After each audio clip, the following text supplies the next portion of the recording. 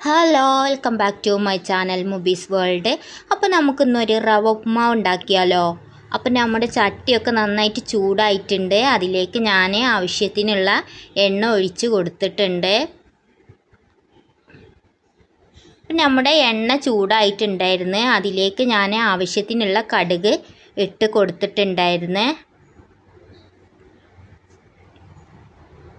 അപ്പം ഞാനിവിടെ ഒരു മീഡിയം സൈസിലുള്ള ഉള്ളി ചെറുതാക്കി കട്ട് ചെയ്ത് വെച്ചിട്ടുള്ളതാണ് ഇപ്പോൾ ഇതിലേക്ക് ഇട്ട് കൊടുത്തിട്ടുള്ളത്. പിന്നെ ഞാനൊരു ക്യാരറ്റ് ഇതുപോലെ ചെറുതാക്കി കട്ട് ചെയ്ത് വെച്ചിട്ടുള്ളത് കൂടെ ഇട്ട് കൊടുത്തിട്ടുണ്ട്.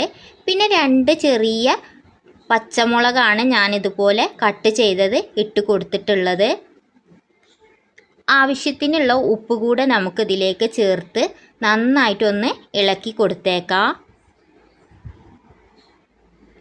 പിന്നെ കുറച്ച് കറിവേപ്പില കൂടി ചേർത്ത് കൊടുക്കാം.